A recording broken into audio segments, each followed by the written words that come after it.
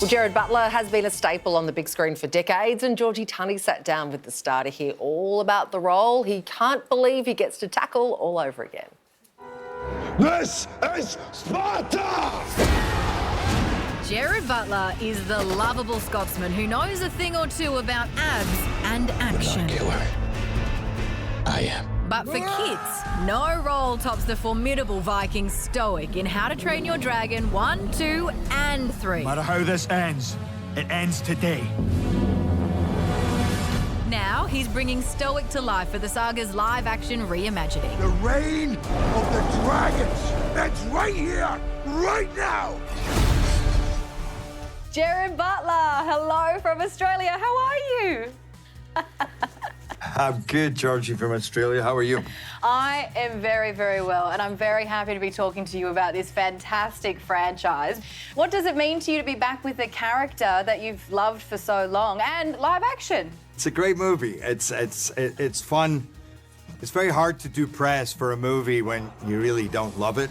So when you have a movie that not only are you proud of, but you really think it's a phenomenal film, then it makes it more enjoyable because one after the other, they go, oh, I love the movie, and that feels great. At its heart, this is a story about a father and son. What do you think it is about that trope or that kind of storyline that resonates with so many people?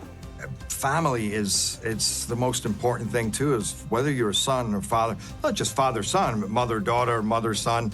But there is something that I think that gets so pulled back when it comes to masculinity. And so when you see a man like Stoic who has such power and is so masculine, and then you see him struggling with some of the basic facets, as in what does it mean to communicate with your son and be honest with him and feel like you're earning his respect. That's very, I think it brings up a lot in everybody, whether you've been a son, whether you're a father, you know, I think it just seems to hit you powerfully in the gut.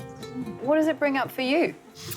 Well, I grew up without a dad, so he wasn't around. So for instance, when I look at Stoic's relation, or rather Hiccup's relationship to Stoic, in so much as Stoic is now his mother and his father, so everything he's doing is to try and please essentially both his parents. And I feel like I had a lot of that when I was growing up, and I only had my mother. She was everything to me. So to try and do right in her eyes and impress her was everything. And when it wasn't going well, I felt like my world would fall apart, you know, that I would lose her love. That's one of the many reasons that it touches me so deeply. So, I mean, I could give you 10 different reasons, but I'm sure you want to talk about other things. I mean, I actually could talk about this all day, Gerard, but I do have a really important question. What was harder to prepare for vocally? Was it this, Stoic, or Phantom of the Opera? Phantom. Okay. Yeah. Phantom. I mean, Phantom was a much more refined thing. I wasn't a singer. I love to sing, but I'm singing in front of Andrew Lloyd Webber. Jesus. Like.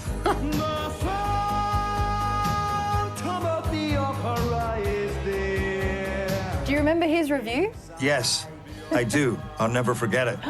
After I sang with him, he talked for almost an hour. And of course, I was so insecure because I'm thinking I'm singing Music of the Night in front of Andrew Lloyd Webber, and I'd only had one singing lesson in my life.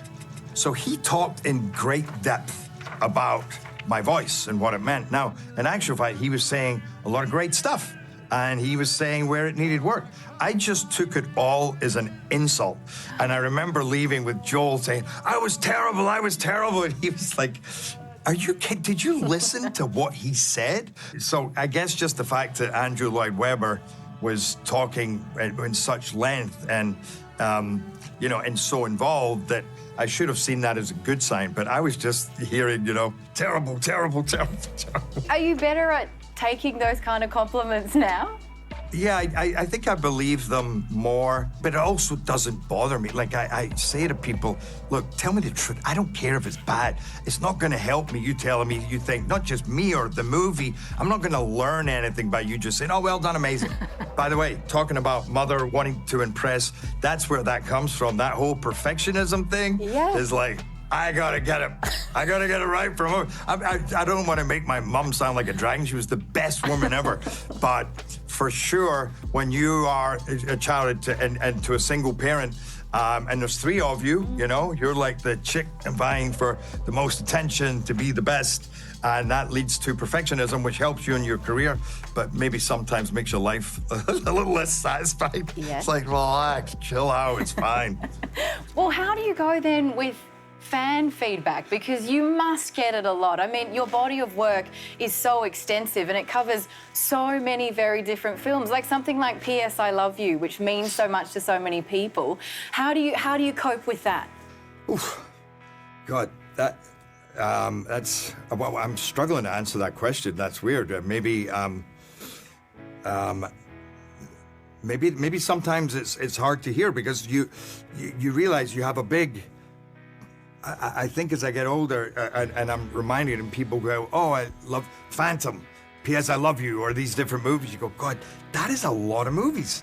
But I would say about that movie in particular, everybody made it for the right reasons, with the essence and the heart of the story they were trying to tell.